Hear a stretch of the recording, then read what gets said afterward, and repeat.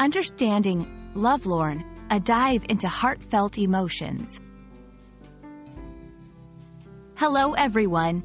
Today, we'll be delving deep into a beautiful English word that captures a poignant emotion many of us might have felt at some point in our lives, lovelorn. By the end of this video, you'll not only know what it means, but you'll also get a feel for when and how to use it. The word lovelorn is made up of two parts, love and lorn. Love, this is a term most of us are familiar with. It's that deep affectionate feeling we have for someone. Lorn, this is an old suffix in English which means forsaken or deserted. So, when you combine the two, lovelorn describes someone who is forsaken in love or feeling sad because of unrequited love. To truly grasp a word, it's beneficial to see it in context. Let's look at a few examples. 1. She gazed out the window with a lovelorn expression, thinking about her childhood sweetheart.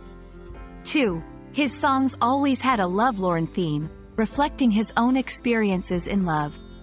3. After the breakup, he felt deeply lovelorn, missing the companionship they once shared.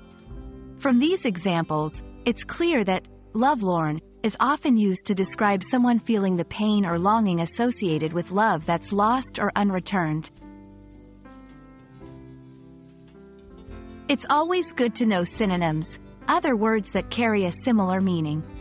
For lovelorn, some common synonyms include heartbroken, despondent, pining. But remember, while synonyms can be similar in meaning, they may have different nuances, so always consider the context in which you're using them.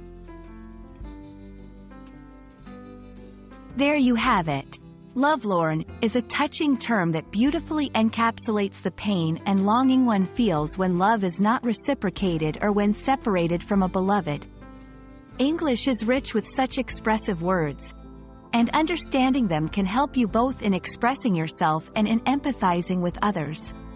We hope this explanation has shed light on the term and enriched your vocabulary. Until next time, keep learning and embracing the beauty of language.